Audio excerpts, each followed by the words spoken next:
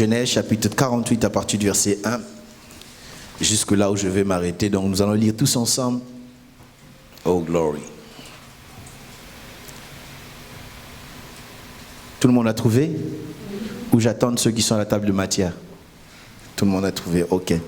Genèse chapitre 43 à partir du verset 1. Nous lisons tous ensemble à haute voix, s'il vous plaît. 1, 2, 3. Après ces choses, l'on vint dire à Joseph: voici ton père est malade. Et il prit Manassé et Éphraïm. On avertit Jacob et on lui dit: voici ton fils Joseph qui vient vers toi. Et Israël rassembla ses forces et s'assit. Est-ce que vous avez remarqué quelque chose? On est en train de parler de Jacob. Au lieu que Jacob agisse, c'est Israël qui rassemble sa force et se réveille. J'aurais peut-être pas le temps d'expliquer tout ça, mais j'attire seulement votre attention. Peut-être l'Esprit peut vous aider à faire une étude là-dessus. 1, 2, 3. Jacob dit à Joseph: le Dieu Tout-Puissant m'est apparu à Luz, dans le pays de Canaan, et il m'a béni. Il m'a dit: je te rendrai fécond, je te multiplierai de toi une multitude. Je donnerai ce pays à ta postérité après toi, pour qu'elle possède.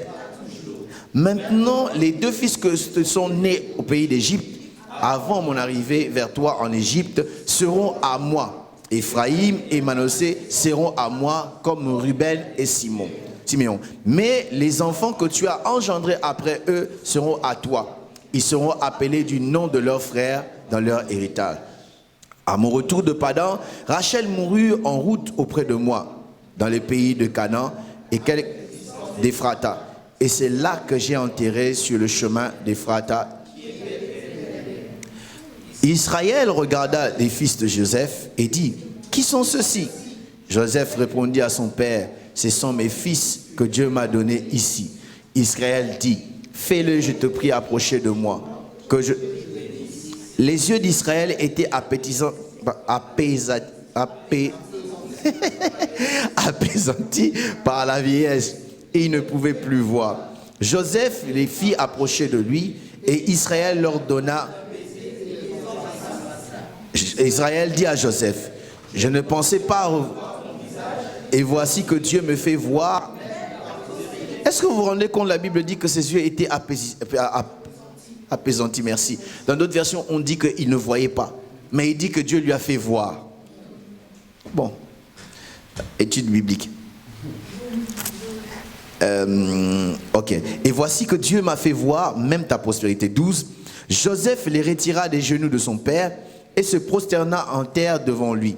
Puis Joseph les prit tous deux, Éphraïm à sa main droite et à la gauche d'Israël, et à la main gauche et à droite d'Israël, et de lui. Israël étendit sa main droite et la poussa, qui était. Et il posa sa main gauche sur la tête de Manassé. Ce fut. Avec intention qu'il posa ses mains ainsi, car Manassé était le premier-né. Il est béni. Joseph est dit que Isaac, que le Dieu qui m'a conduit depuis que béni, qu'il soit appelé de mon nom et du nom de mes pères Abraham et Isaac, qu'il multiplie en abondance au milieu du pays.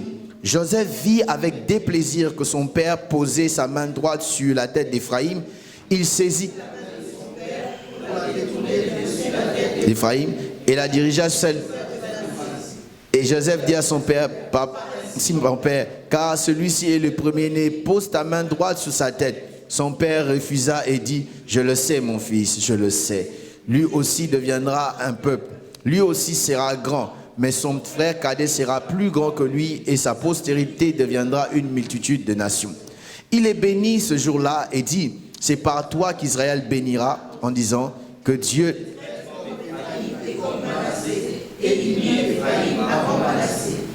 On peut s'arrêter là. Et il mit Éphraïm avant Manassé. Amen, amen. Avant de nous asseoir, dis à ton voisin: prends le flambeau. Et retourne-toi vers un autre voisin, dis: prends les flambeaux. Ça, c'était le thème, n'est-ce pas, de cette gospel expérience de cette année. Le sous-thème que j'amène, ce sera, n'est-ce pas, pour la position prophétique. Ou bien le positionnement prophétique. Aide-moi à dire à ton voisin le positionnement prophétique. Change ton voisin, change de voisin, dis-le bien. Le positionnement. S'il ne te sourit pas, change de voisin, tu peux te déplacer. Va aller chercher celui qui te sourit. Le positionnement prophétique. Amen, amen. Nous pouvons reprendre nos places. Le positionnement prophétique. Je vais dire ceci. Dans la destinée, notre position est très importante. La manière dont on se positionne, surtout pour recevoir, est très important. Vous savez, la Bible parle de 120 hommes qui se retrouvaient dans un endroit, la chambre haute. C'est ces 120 personnes qui ont reçu la flamme de l'évangile ou le feu de l'esprit le jour de la Pentecôte. Parce qu'ils étaient bien positionnés. Lorsque vous regardez un match de football, il y a quelqu'un qui marque un but parce qu'il est bien positionné. Bien positionné ne veut pas forcément dire être de l'avant. Parce qu'on peut être de l'avant et être hors jeu. Bien positionné, c'est être à un endroit favorable, bien qui te permet de bien recevoir ce qu'on va te donner.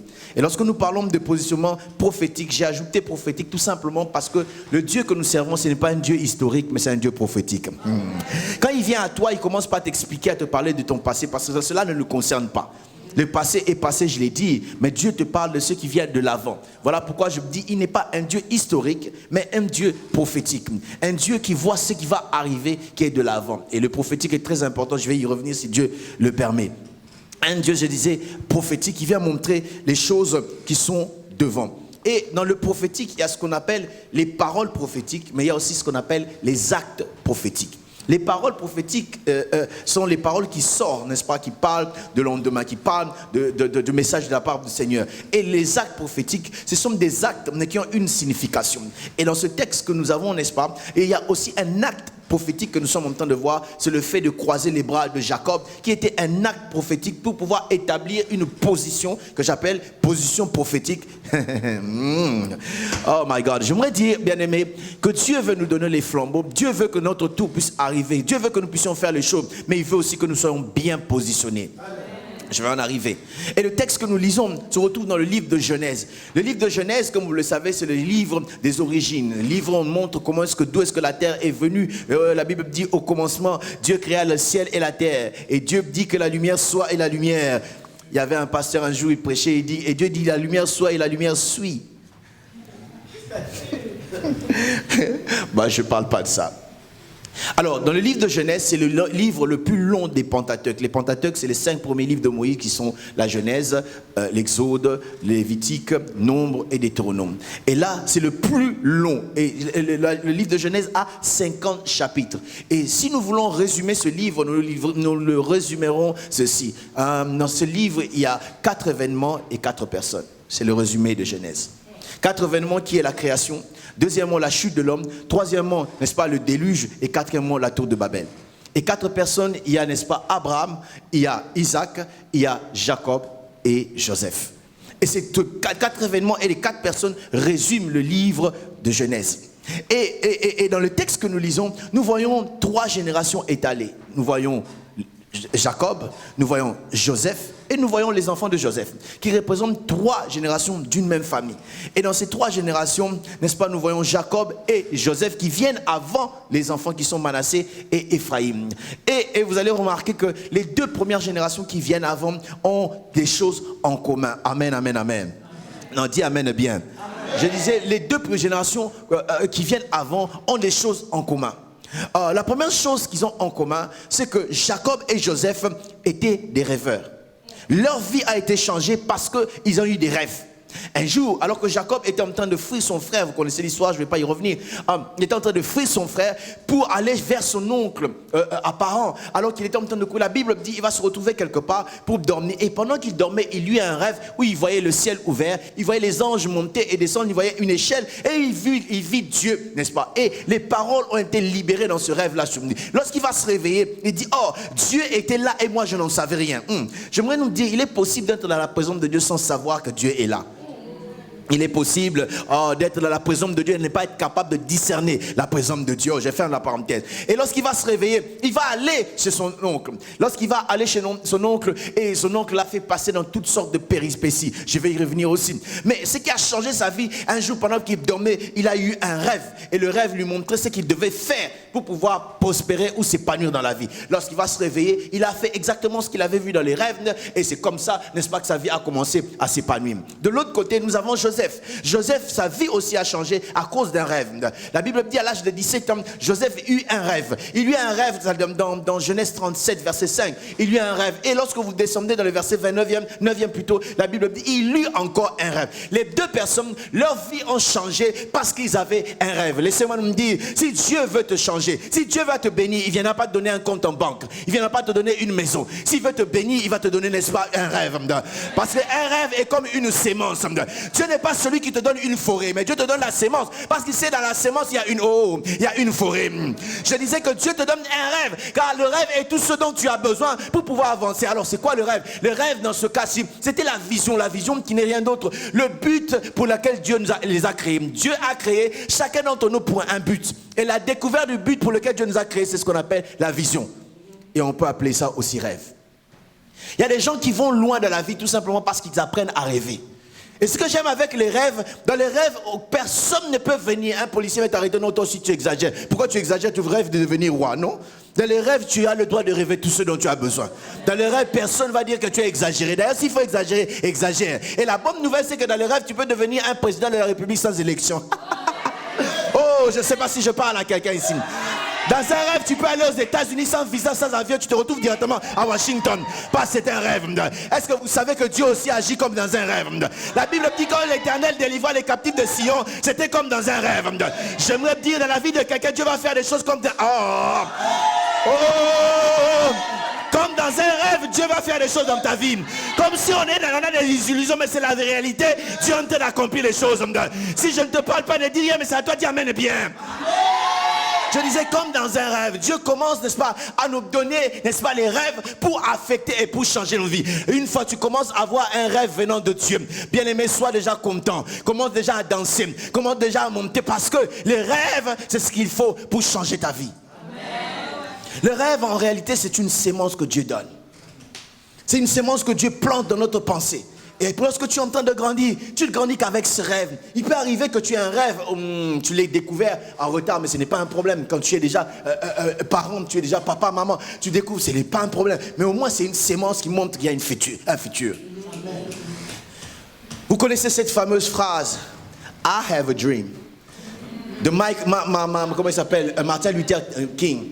Martin Luther King Jr. est mort, mais la phrase est restée. Et la phrase a donné naissance, n'est-ce pas, une autre phrase qu'on dit yes we can. Hier c'était le rêve, maintenant c'est la capacité, le pouvoir de faire les rêves.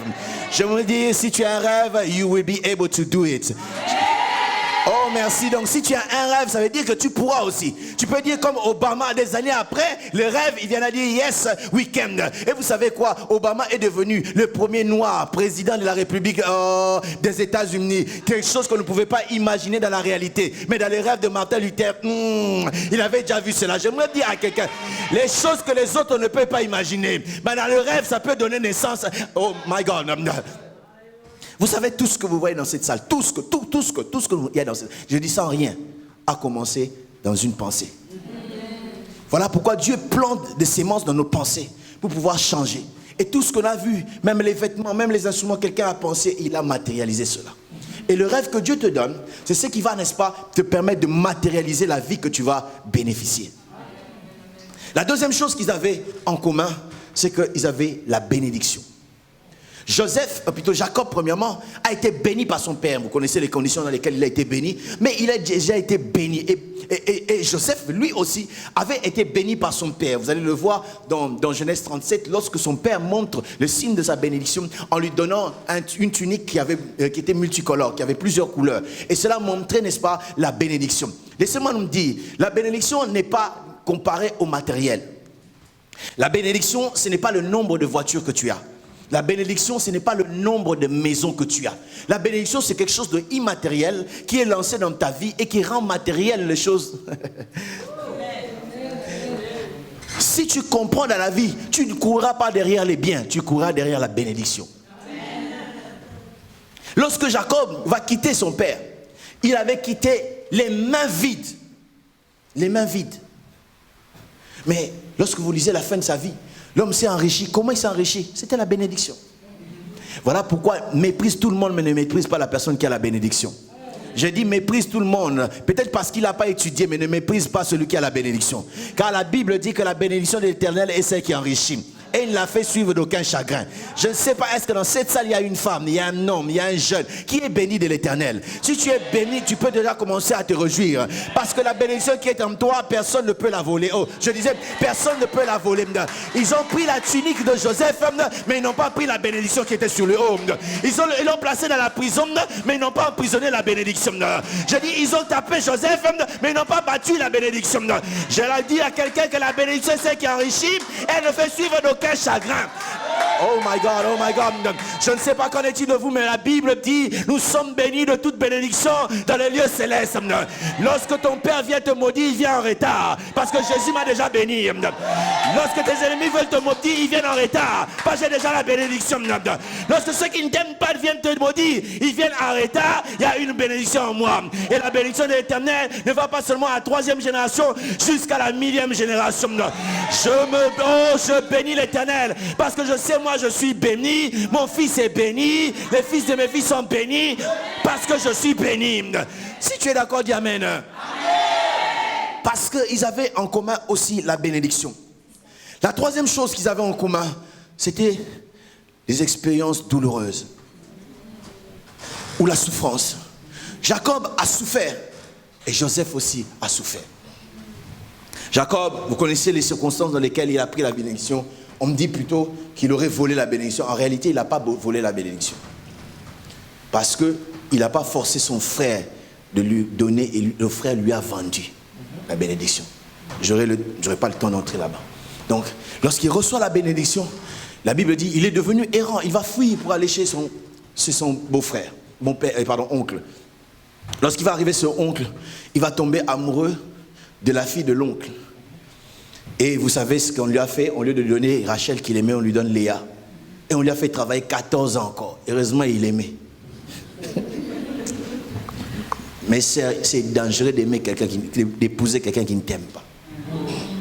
Et on ne force pas l'amour. Amen. J'ai beaucoup de choses à dire là, mais je m'arrête. J'avance quand même. Alors, il va être chez son beau-frère, mais son beau-frère commencera à abuser de lui. Et il va commencer à faire des choses exprès. Et j'imagine, son beau-frère avait 3 rôles. Son oncle plutôt. Il était un oncle pour lui, il était un patron pour lui, il était aussi un beau-père pour lui. Et dans le travail, pendant qu'il était en train de travailler, j'imagine un peu, son beau-père disait, et toi tu blagues? Si tu blagues, tu ouvres ta bouche seulement. J'appelle Ésaü. Parce que Jacob se retrouve là parce qu'il avait fait Ésaü. Il avait tout le temps, n'est-ce pas, des menaces. Tout le temps, on était en train de threaten, comment on dit ça? Oh my God, threaten en français. Menacer, merci. On était en train de, il recevait des menaces et des menaces plutôt chaque fois dans sa vie. Parce qu'il était beau-frère, oncle et patron. Et il a souffert pendant des années dans cette vie-là. Et quelque temps après, ses enfants, même avant, non après, ses enfants vont lui mentir, lui dire que non, ton frère, ton fils plutôt que tu aimes est mort. Et lorsque vous lisez dans Genèse 45, lorsqu'il va rencontrer Pharaon, la Bible dit, Pharaon va lui poser la question, quel âge avez-vous? Il dit, ma vie, si je comptais le nom de ma vie errante, les jours de ma vie errante n'étaient pas bonnes, plutôt, il était douloureux. Il a souffert, il a porté un deuil pendant des années, il pleurait, il souffrait dans son âme, mais malheureusement, il était en train de faire un faux deuil. Parce que lui croyait que son fils Joseph était mort. Joseph n'était pas mort, il était seulement absent. Beaucoup de personnes dorment, et pleurent, se tordent, se font du mal pour quelque chose qui est seulement absente.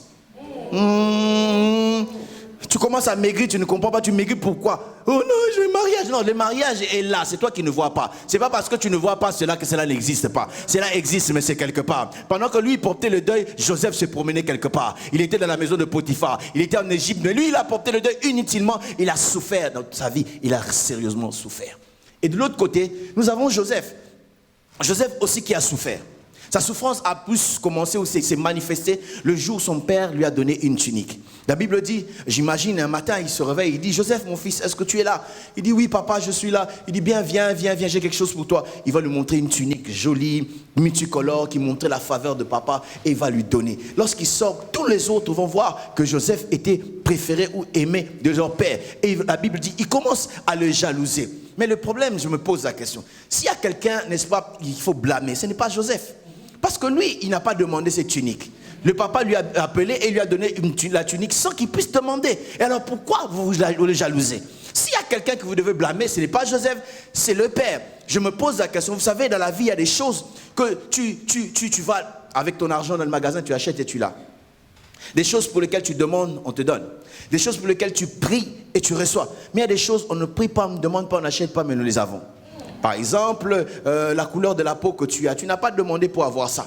La longueur de tes cheveux, tu n'as pas prié pour avoir ça. N'est-ce pas, l'intelligence que tu as, tu n'as pas acheté ça. Ça peut être, n'est-ce pas, la carrure, la taille que tu as, tu n'as pas acheté ça. Ce sont des choses que Dieu t'a données. Et par rapport à ces choses-là, malheureusement, il y a des gens qui peuvent te jalouser. J'ai souvent l'habitude de dire, faites attention avec la jalousie. Car la jalousie, c'est l'école maternelle de la sorcellerie. Ah oui. Je disais, la jalousie, c'est l'école maternelle de la sorcellerie. Si tu commences à jalouser quelqu'un, tu es en maternelle. Avant que tu arrives en deuxième primaire, tu auras déjà fait des dégâts. Alors arrête de jalouser.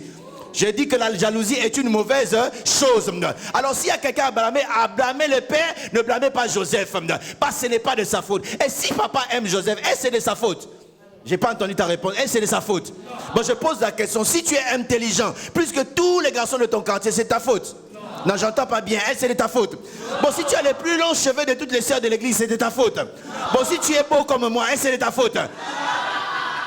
La Bible dit, toute grâce excellente et tout don parfait nous vient d'en haut. Du Père de lumière en qui il n'y a ni changement, ni ombre de variation. Ce n'est pas de ma faute. Oh. Aide-moi, tape la main de ton voisin, dit, ce n'est pas de ma faute. Ce n'est pas de ma faute si j'ai un bon sourire, ce n'est pas de ma faute. Ce n'est pas de ta faute si tu as eu un bon travail, ce n'est pas de ta faute. Ce n'est pas de ta faute si tu es intelligent, ce n'est pas de ta faute. Ce n'est pas de ta faute si tu as marié toutes tes filles, ce n'est pas de ta faute. La grâce vient d'en haut. Je disais, la grâce vient d'en haut. Et à cause de ça, on a commencé, n'est-ce pas, à jalouser Joseph, à le haïr. Un jour, son père va dire, va les trouver, ils sont quelque part en train de paître les brebis. Et Joseph va y aller. Lorsqu'il va arriver là-bas, la Bible dit, les frères vont le voir de loin. Et il dit, voici ces rêveurs. Et il commence à comploter. Et lui, il ne savait pas. Il les voyant de loin, peut-être, il allait le saluer. Il vient de là où moi je viens, de mon pays. Parce que dans mon pays, c'est la personne qui est plus âgée, il y a toujours un préfixe. Donc il y a quelque chose. Dans mon pays, en fait, moi je viens de la République démocratique du ciel. RDC. Alléluia. Ou bien RDC comme royaume des cieux. Il n'y a que les jaloux qui disent rez-de-chaussée. Alors, il était en train de venir. Pendant qu'il est en train de venir, j'imagine, il dit, oh, Ruben, Zabulon, et les autres. Et ils commencent à comploter. Vous savez, les gens sont méchants. Des fois, les gens sont méchants inutilement. Tu peux être ici un jour à l'église, tu viens adorer, mais quelque part, dans un endroit où il y a des gens qui sont en train de parler mal de toi inutilement, qui cherchent à compléter contre ta vie inutilement. Il y en a même qui jettent des sorts, qui vont voir, n'est-ce pas, les féticheurs inutilement pour pouvoir te détruire. Les hommes, je disais, sont méchants. Et lui, lorsqu'il arrive, ses frères, ils voulaient peut-être faire une bise. Il dit, toi, on commence à le gifler, on prend, n'est-ce pas, sa tunique, on le met, n'est-ce pas, dans un puits. Il commence à crier. Imaginez-vous la douleur. Vous savez, c'est plus facile qu'on puisse se faire mal, qu'on nous fasse mal par des hommes qui nous haïssent. Mais que ça fait encore plus mal quand ce sont des hommes qui sont censés nous aimer. Parce que c'était les gens de sa famille. Les gens qui sont censés nous aimer, quand ils nous font du mal, ça blesse encore plus fort. Ça fait mal, j'imagine. Il dit, mais pourquoi Zabulon me fait ça? Pourquoi Ruben, il est en train de pleurer dans le puits? Il est en train, n'est-ce pas, de souffrir. De souffrir non physiquement, mais moralement. Parce que la souffrance physique n'est pas encore forte. Je voulais dire, la souffrance morale est bien plus forte que la souffrance physique. La personne est en train de pleurer. Qu'est-ce que j'ai fait? Et même lorsque vous lisez dans Genèse, je crois 42, ses frères diront, il dit, nous avons vu dans son visage le mal de son âme quand il était en train de nous supplier. Donc, on était en train de lui faire du mal. Il supplie, ne me faites pas ça. Mais eux, ils disent, tu vas mourir.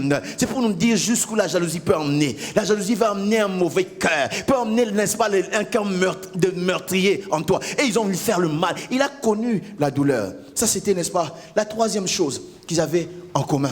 Il a connu la douleur et il se retrouve, n'est-ce pas, dans le puits. Non seulement dans le puits, il va se retrouver, n'est-ce pas, un jour, ses frères viendront, il dit, oh Joseph, il dit, oh ils sont là, je suis sauvé, c'était qu'une punition. On lui donne une corde et on tire Joseph. Joseph croit que non, on rentre à la maison finalement. Il ne savait pas, il y avait une caravane des Madianites, des Ismaélites, pardon, qui passait. Et la Bible dit, on l'a vendu. Imaginez-vous, dans le désert, Joseph, avec sa tunique enlevée, il est en train de marcher peut-être à moitié nu. Quelle souffrance qu'il est en train de se dire. Il dit, mes frères m'ont fait souffrir. Qu'est-ce que je leur fais? Pendant tout le parcours, pendant tout le voyage, son cœur était en train de souffrir. Quelle douleur!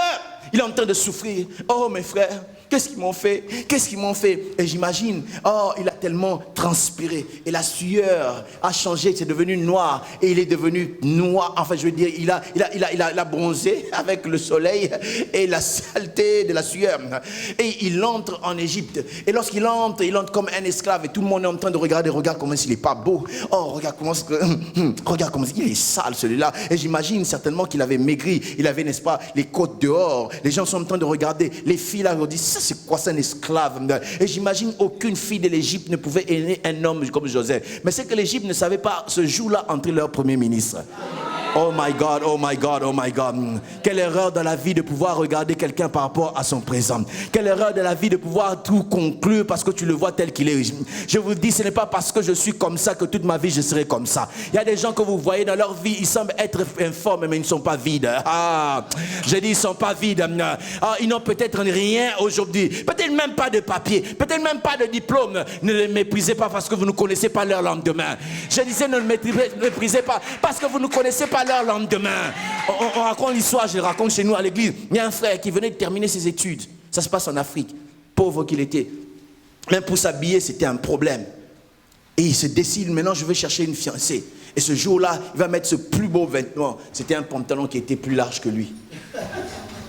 Et tout ce qu'il avait pour le fixer, c'était une ceinture. Et vous vous imaginez un peu, il fixe comme ça. L'ange c'était petit comme ça. Et les pantalons qui étaient plus larges. Avec des chaussures qui te montrent la direction de Dieu. Là, tu poses la chaussure. Où est Dieu? Les chaussures, dit là-haut. Une chemise qui était tellement terne, qui n'avait ni beauté ni éclat pour attirer les regards.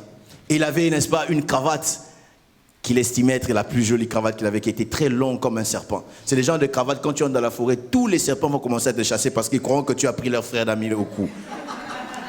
Les frères entrent bien, il vient voir la sœur. Et il dit, commence à lui parler. Et puis il dit, ma soeur, j'aimerais bien faire ma vie avec toi. La soeur regardait. La soeur s'est retournée à dire, Eli, lama sabachthani. Mon Dieu, pourquoi tu m'as abandonné? Même ces choses commencent à faire la cour. Et les frères humiliés. Le frère est parti. Quelque temps après, Dieu commence à ouvrir les portes. Il trouve un travail. Un bon travail. Et qu'il le payait bien. On lui donne une voiture et une maison. Directement, la mine change. Et il va chez une autre sœur. La sœur a accepté. Et puis, quelque temps, alors qu'on parlait du programme du mariage, l'autre sœur là est venue le voir. Il dit, est-ce que je peux te parler? Il dit, il n'y a pas de problème. Il dit à sa fiancée, il dit, tu attends. Et puis, il vient pour lui parler. Il dit, vous les frères d'aujourd'hui, je ne comprends pas. Il dit, qu'est-ce qu'il y a? Il dit, une sœur, tu lui demandes la main, il fait des fiers seulement. Au lieu d'insister, tu pars. Qu'est-ce qu'il allait insister avec ces insultes? Comment est-ce qu'on peut insulter? J'aimerais dire à bien-aimé que la vie nous réserve beaucoup de surprises. Amen. Et Joseph va entrer. Joseph va se retrouver comme serviteur chez Potiphar. Et chez Potiphar, il sert. Et sa femme a vu combien il était beau et commençait à l'envier. Et la Bible dit que cette femme voulait absolument coucher avec Joseph. Pourquoi? Parce qu'il était beau. Écoutez bien, mais ce n'est pas facile d'être beau. Posez-moi la question, je vous dirai. Ce n'est pas facile d'être beau. Mais ce que j'aimais avec Joseph, malgré que personne n'était là, il avait ce que j'appelle la crainte de Dieu. Je suis en train de revenir à mon message Mais j'aimerais dire, bien-aimé, combien de chrétiens d'aujourd'hui veulent vivre la vie chrétienne en mettant de côté la crainte de Dieu? On ne peut pas mener une vie chrétienne victorieuse sans la crainte de Dieu. Écoutez, Potiphar, c'était un genre de personne qui pouvait être en voyage pendant 3 mois parce qu'il travaillait pour le pharaon. 3 mois sans rentrer à la maison. Ça veut dire qu'il pouvait, n'est-ce pas, accepter la proposition de la femme de Potiphar sans danger. Parce que Potiphar partait pour longtemps. Il aurait pu commencer à être son amant dans la maison du maître. Personne ne l'aurait su. Mais la vérité, c'est que s'il avait fait ça, il ne serait jamais plus devenu ce que Dieu l'avait dit. Beaucoup de gens croient que le péché nous amène la malédiction. Le péché vient nous détruire. Le péché nous fait du mal. Le péché nous avilit. Moi-même, je dis Amen. Je dis le péché vient nous empêcher de devenir ce que Dieu veut que nous puissions devenir. Il y a des gens, quand nous faisons surtout les plus grands défis de nous chrétiens de 21e siècle, c'est le péché secret. Nous péchons à l'église, nous faisons les meilleurs. Mais dans le secret, nous savons ce que nous sommes. Et Dieu le sait. Et c'est ces choses-là qui peuvent nous empêcher de devenir ce qu'on va devenir. Pourquoi vous êtes triste? Est-ce que je peux continuer à prêcher? Et là, n'est-ce pas, il a refusé, il a dit, comment je ferai ainsi mal devant mon Dieu et à mon maître? Il y a des gens qui sont loyaux dans la vie. Même si on n'allait pas voir, mais ils restent loyaux. Mais combien peuvent être loyaux comme ça? On t'héberge dans la maison de quelqu'un, tu commences à aimer le mari de cette personne. Mais il reste loyal. Loyal même si. Il y a des gens comme ça qui en profitent. Et la Bible dit, n'est-ce pas, la femme de Potiphar va raconter des bêtises comme quoi il a cherché à coucher avec. Il y a des gens qui sont méchants. On vient d'arrêter Joseph. Toi, tu es en train de regarder comment est-ce qu'on est en train on le traite d'impudique qu'il ne l'était pas. Et toi, tu es content de mentir comme ça. Il y a des gens qui se plaisent de mentir, de raconter, de monter des histoires sur des gens, comme ça. Lorsque l'autre, là, il est en train de croupir, là, toi, tu es dans la... Mais je me pose... Est-ce qu'ils trouvent la paix, ces gens? Ils dorment aussi bien. Tu as ta maison en Afrique que tu es en train de donner à quelqu'un pour construire. Mais au lieu de construire, il bouffe tout l'argent. Est-ce qu'il est vraiment... Mais il y a des gens comme ça qui sont en paix. Et ils dorment bien. Tu fais du mal aux gens et tu es bien.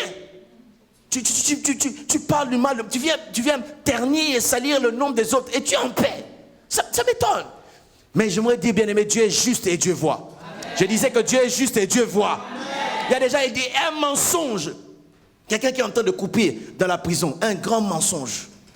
Je racontais à l'église une fois, il y a une sœur, dans leur église, il y avait un frère célibataire d'intercession, un frère donc Gouya, puissance. J'ai dit quoi? C'est sorti comme ça. Ça veut dire puissant. Hein? Ça m'arrive pas, mais pourquoi ça m'arrive ici? Sans effet, vous ne m'aurez pas. Alors je disais qu'un frère puissant qui conduisait l'intercession. Et la sœur, c'était une sœur qui avait une grâce particulière prophétique. Elle prophétisait bien. Mais la sœur aimait secrètement le frère. Et le frère est tombé amoureux d'une autre sœur. Et en voyant qu'il est tombé amoureux d'une autre sœur, l'autre sœur, la prophétesse, a inventé une prophétie qui n'existe pas. Elle dit non, c'est une sorcière, elle vient pour détruire ta vie. Et le frère a eu peur, il a laissé l'histoire.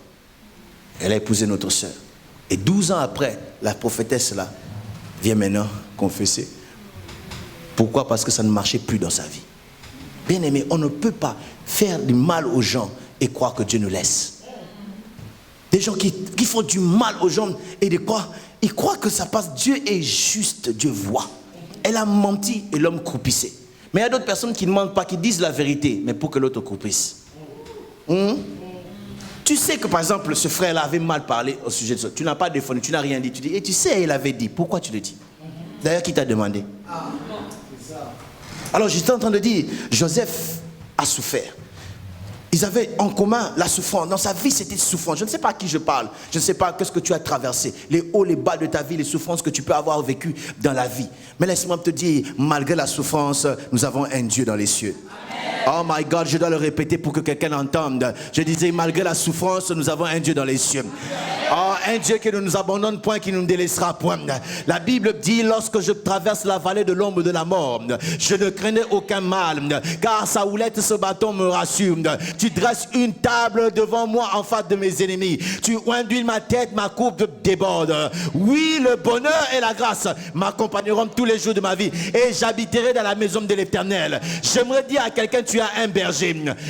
Je disais que Dieu a un berger qui ne te laissera pas croupir dans la souffrance, qui ne te laissera pas pleurer tous les jours. Tu as pleuré hier, mais ta vie n'aura toujours pas de pleurs. Car la Bible dit, les ténèbres ne régneront pas toujours. Laissez-moi me dire, si la Bible dit que les ténèbres ne régneront pas toujours, cela veut dire qu'il y a une date d'expiration, n'est-ce pas, des ténèbres dans ta vie. Oh, je suis venu déclarer la date d'expiration des ténèbres de ta vie. Oh, tes larmes seront essuyées. Je disais, tes larmes seront essuyées. Aide-moi bien ton voisin, dis dans pas longtemps, Dieu va changer l'histoire. Oh, toujours voisin, Dieu est sur le point de changer l'histoire de ta vie. Une nouvelle page est en train de s'ouvrir. Parce que Dieu a dit, toi aussi, tu peux aller de l'avant. Toi aussi, tu peux être béni. Toi aussi, tu peux être élevé. Si tu es d'accord, lève ta main qui a pas mal. Oh, j'étais en train de dire, notre Dieu sait changer l'histoire des gens. Notre Dieu, celui qui était prisonnier en un seul jour, il a changé de prisonnier en premier ministre. My God, ça c'est ce que Dieu peut faire. Est-ce que vous savez, lorsqu'il faut devenir, n'est-ce pas, premier ministre comme le nôtre, le président Macron, il était d'abord dans une école de commerce, il était à l'université, il est devenu, n'est-ce pas, proche de François Hollande, et puis après directement premier ministre. Mais Joseph, il n'a pas eu ce cursus, il n'a pas eu cette itinéraire. Non, il est de la prison au trône directement. Et il va arriver au trône, il va commencer à régner. En fait, Joseph n'était pas premier ministre, Joseph était un vice-pharaon. Pourquoi je le dis? Parce que le poste que Joseph a occupé, il n'y en avait pas avant lui. Amen. Il a occupé ce poste parce que Dieu l'a élevé. On n'a pas chassé quelqu'un pour trouver. J'aimerais dire à quelqu'un dans la pensée de Dieu, il y a une place pour toi. Amen. Une place qui peut-être n'a jamais existé, mais Dieu peut la créer seulement pour toi. Mais si tu es d'accord, dis Amen fort et bien. Et là, Joseph commence, n'est-ce pas, à régner. Excusez-moi. Pardonnez mon péché, quelqu'un me dit. Alors je disais, Joseph commence, n'est-ce pas, à régner. Les choses commencent à changer. Lui qui, quand il entrait en Égypte, le rêve que Dieu lui a donné commençait, n'est-ce pas, à s'estomper, parce qu'en fait, Dieu lui avait dit qu'il va régner sur ses frères. Mais quand il va en Égypte, ses frères n'étaient pas là. C'était loin de sa famille. Ça veut dire que le rêve, il se disait certainement, c'est faux ou c'était vrai. Des fois, il arrive que nous rêvions, nous voyons des choses. Mais après, la manière dont les choses sont chamboulées, on se pose la question, est-ce que Dieu est dans l'affaire ou pas? J'aimerais te dire, Dieu est dans l'affaire. C'est la seule personne qui fait les choses de la manière dont des hommes ne savent pas. Et il arrive là, il commence à régner. Quelque temps après, ses frères vont revenir le voir. Je vous épargne les détails. Maintenant là, j'entre dans ma prédication. Est-ce que je peux prêcher? Amen. Je disais, est-ce que je peux prêcher? Amen. Alors, Joseph se retrouve au trône. Et Dieu a permis qu'il puisse voir tout ce qu'il lui avait montré. Ses frères sont venus se prosterner. Ce jour-là, ils sont prosternés. Tellement qu'ils n'ont pas reconnu Joseph. Tu sais, lorsque tu es dans ta gloire, personne ne peut te reconnaître. À moins que tu puisses leur expliquer. Ils ne savaient pas que c'était leur frère, mais dites-moi un peu. Moi, mon frère, je ne peux pas l'oublier. Je me souviens avant que je puisse venir en Europe. Mais j'ai fait des années, je ne voyais pas mes frères. Des années à des frères, j'ai plus de... Je sais pas, ça fait très longtemps que je ne les ai pas vus. Mais quand je les ai vus, je les reconnais toujours. Mais eux, ils n'ont pas reconnu Joseph. Ça veut dire qu'il avait tellement changé. La gloire qu'il avait. Donc on ne pouvait pas lui donner la chance de devenir ce qu'il était devenu. Mais lui, il les avait reconnus. Et Joseph, n'est-ce pas, va les reprendre et tout, et puis aller chercher papa. Ils vont prendre papa. Et maintenant là, nous nous retrouvons des années après que papa les rejoint en Égypte. Il a vécu longtemps. Il a vécu là-bas, mais il y avait un temps où il voulait mourir. Lorsqu'on dit à Joseph que ton père est malade, Joseph dit, je vais le voir. Joseph, parce que je parle du prophétique, Joseph c'était quelqu'un qui avait ce que j'appelle la sensibilité prophétique. La sensibilité de savoir c'est en quel temps nous sommes. Beaucoup de gens ne réussissent pas dans la vie parce qu'il leur manque la sensibilité. La sensibilité de savoir que c'est le moment où nous devons être propulsés. C'est le moment où nous devons avancer. Si tu n'as pas de sensibilité, tu ne sauras pas dans ton groupe qui est Jean, qui est Pierre, qui est Judas. Il est important, n'est-ce pas, d'avoir la sensibilité pour que tu puisses savoir qui est qui. Dans la sensibilité pour savoir à quel moment il faut se présenter. La Bible parlant d'Élie dit, au moment de la présentation de l'offrande, Élie se leva. Parce qu'il savait que c'est le bon moment. Être sensible, c'est très important. Je parle être sensible dans la volonté de Dieu. Être sensible dans ce que Dieu dit. Être sensible dans la visitation de Dieu. Beaucoup de gens ratent beaucoup de choses parce qu'ils ne sont pas sensibles. Et le prophétique est très important. Permettez-moi d'ouvrir une grande parenthèse. L'église du XXIe siècle doit être une église prophétique qui est capable de voir dans l'invisible afin de pouvoir accomplir les choses impossibles. Qui sommes capables de voir dans l'invisible ce que les gens ne disent pas, ce que les gens ne montrent pas, afin de faire que les choses puissent aller très bien. Bien-aimés, nous devons, n'est-ce pas, ouvrir nos sens spirituels pour pouvoir capter ce que... Oh my God, oh my God, oh my God. On raconte l'histoire, n'est-ce pas, de ce pasteur. Un jour, il est en train de prêcher. Pendant qu'il est en train de prêcher, il termine. Ce n'est même pas lui qui prêchait, c'était un autre frère de l'église qui prêchait. Et lui, il vient à la fin parce qu'il avait un rendez-vous. Il est revenu. Oh, on lui demande de venir clôturer. Dieu lui dit, dans la salle, il y a quelqu'un qui veut se suicider. Le pasteur a dit, c'est pas moi qui ai prêché, mais il voulait faire passer cela. Et directement, l'esprit a tellement insisté. Il dit, viens dans cette salle. Quelqu'un qui va aller se suicider. Directement, la personne a crié. Ah, écrit le nom du pasteur. Il dit, tu m'as trahi, tu m'as trahi. Et on a chassé le démon de suicide. La personne était sauvée. Imaginez-vous la personne quittant l'église et va se suicider. D'abord, c'est anormal. Tu étais à l'église, tu vas te suicider. C'est anormal. Et imaginez-vous, le même pasteur serait venu, n'est-ce pas, au deuil. Il dit, l'Éternel a donné et l'Éternel a repris. Est-ce que l'Éternel a repris? Il n'a pas repris. Tu n'étais pas assez sensible pour... Je le dis partout où je vais. Il y a une chose qui est arrivée dans ma famille il y a 2 ans. 2 ans, 2 ans, oui. 2 ans. Je vais à des fiançailles de Marquis, que vous connaissez, qui s'est marié dernièrement. Quand il faisait ses fiançailles, je suis parti avec mon petit garçon qui devait avoir, je crois, 2 ans à l'époque. Et lorsqu'on arrive aux fiançailles, moi je vais entrer, vous connaissez, ceux qui connaissent la tradition africaine ou congolaise particulièrement, on bloque. Oh non, vous ne pouvez pas entrer. Je dis, moi je suis pasteur, je suis neutre. On m'a fait entrer. Je suis entré avec mon enfant et ils ont barricadé la porte. C'était dans une maison qui donnait vers la route. Et mon fils, parce qu'il est turbulent comme son père, il voulait jouer. Il va faufiler entre les pieds des gens qui étaient là pour courir. Son plaisir pour que papa puisse courir après lui. Alors moi aussi, je voulais courir après lui, mais je ne pouvais pas parce qu'on m'a barricadé. J'ai dit, mon fils, ils ont compris, mais il avait pris, n'est-ce pas, beaucoup de vitesse et beaucoup de, comment dire, d'espace, disons, de longueur, d'avance. Il courait et là, il y avait une voiture qui était en train de venir de l'autre côté. Je voyais la voiture venir. Je vois mon fils en train de... Je cours, je l'avance. Il rigole, il ne regarde même pas, il coule. Et la voiture qui est là, le chauffeur dit, lui-même, je dis, ah, mais il a freiné de lui-même, il n'a rien vu, il a freiné. Oh, mon fils était là. J'ai tremblé, j'ai pris le garçon. J'avais tellement peur et j'ai tremblé. Je l'ai mis dans la voiture directement à la maison. On est rentré. Sa mère travaille. Et je devais prêcher le lendemain. Et ce que je ne savais pas, dans la nuit, la fiancée de Marquis, qui est devenue sa femme, et avait rêvé qu'il y a eu un événement dans ses fiançailles pour venir saboter en fait, la cérémonie. Et la nuit, elle s'est réveillée, elle a prié. De l'autre côté, ma soeur, ma grande soeur, était en Afrique, en Ouganda. La nuit, elle a rêvé, elle a vu qu'on a mis mon fils dans un sachet. Il y avait du sang, et on a fermé comme quoi qu'il est mort. Il dit non, pas lui. Il a commencé à prier. Bon, moi, je ne savais pas. Mais il y a des gens que Dieu a touchés, qui étaient sensibles. Et ma famille était sauvée. Parce qu'il y avait quelqu'un qui, quelque part, était sensible. Bien aimé, la sensibilité prophétique peut vous emmener dans des dimensions. La sensibilité prophétique peut sauver votre vie. La sensibilité prophétique peut sauver... Oh, je crois que quelqu'un ici, Dieu va stimuler tes sensibilités. Oh, je dis que là, Dieu va toucher quelqu'un. Il va, n'est-ce pas, réveiller tes sensibilités. Tu auras une oreille particulière. Oh, je sens la présence de Dieu. Quelque chose va commencer. Est-ce que tu peux me dire, je veux vivre la chambre doucement. Je disais que quelqu'un va commencer à voir la sensibilité prophétique. Et Dieu va commencer à agir. Et puis Joseph a senti cela. Et directement, il vient devant son père. J'ai besoin de 4 personnes. Non, même 3, c'est bon. 3 frères, venez. Christian vient déjà.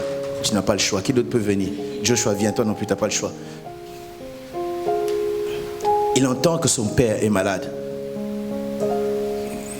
Que je cite les noms. Oh, come on, thank you. Ok. Il emmène ses enfants. Et, bon, toi tu es Joseph. Mets-toi là. Moi je fais les Jacob. Joseph emmène ses 2 enfants. Passe par là, s'il te plaît. Pas là, pas là. Christian, passe par ici. Joseph attend. Il emmène ses enfants devant Jacob. Et il veut que Jacob puisse les bénir. Et il sait que dans la tradition, c'est l'aîné qui a la double portion.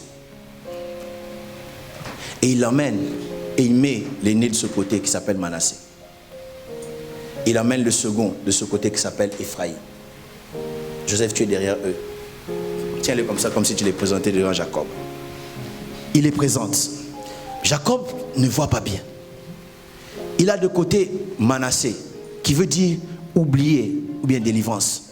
Parce que lorsque Joseph est arrivé, il a tellement souffert, Dieu lui a fait oublier les souffrances de sa vie présente par la bénédiction.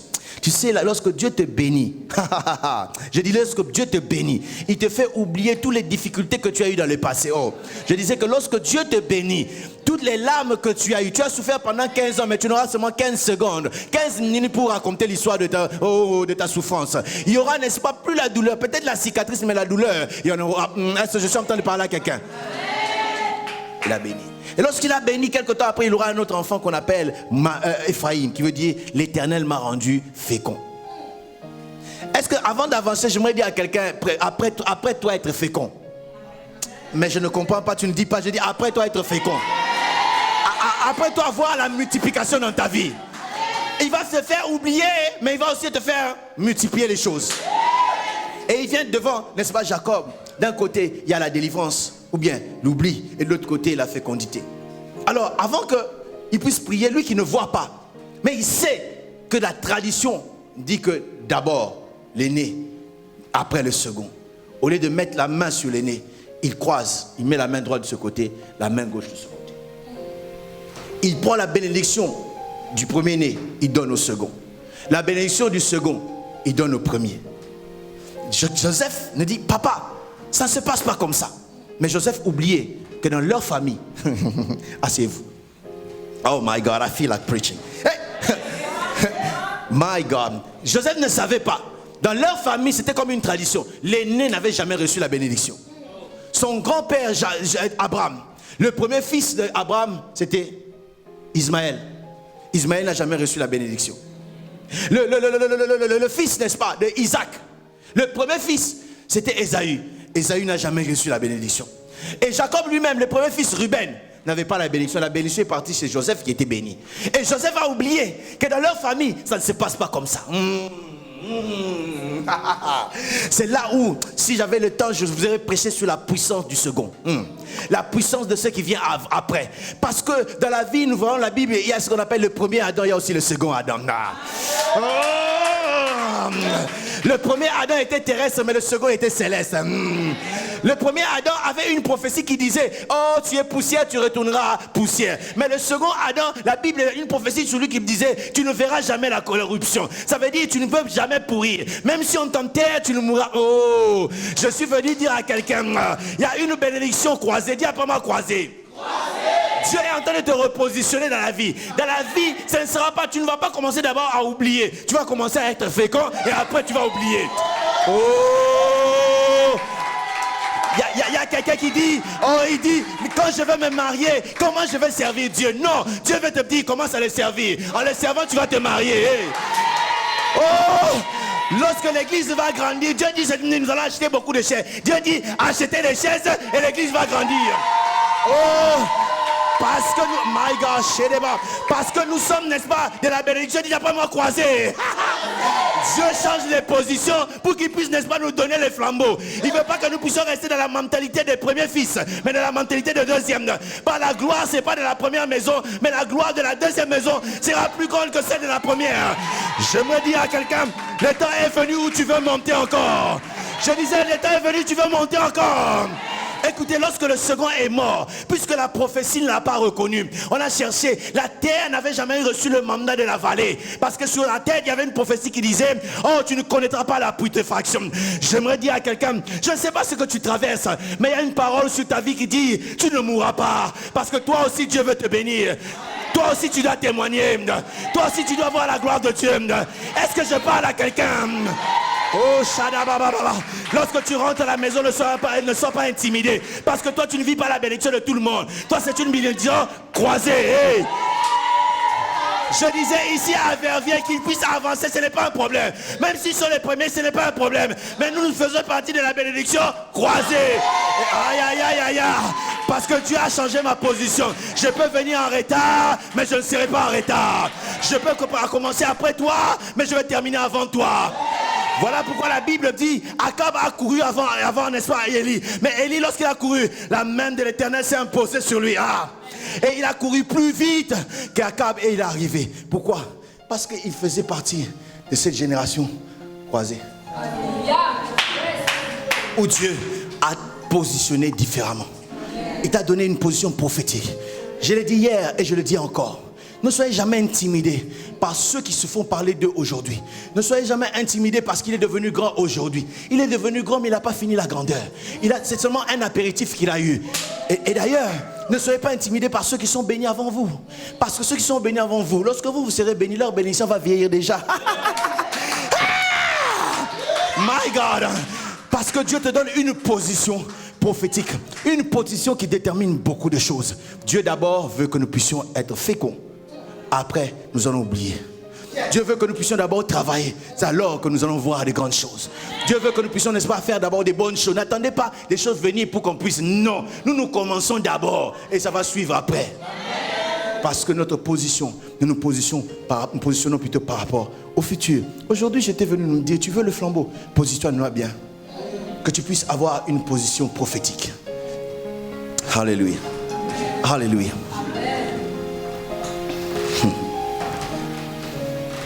Vois ma vie être changée. Je veux vivre la chambre haute, comme au jour de la Pentecôte. Je veux expérimenter. Vois ma vie. Oh, je veux. Oh, comme au jour de la Pentecôte. Oh, je veux expérimenter. Vois ma vie. Oui, je veux. Libra nanana masandara baba baba baba baba shayaba. Vois ma vie, oui je veux vivre la chambre haute, comme au jour de la Pentecôte. Je veux expérimenter. Nous voulons aller au-delà de nous-mêmes.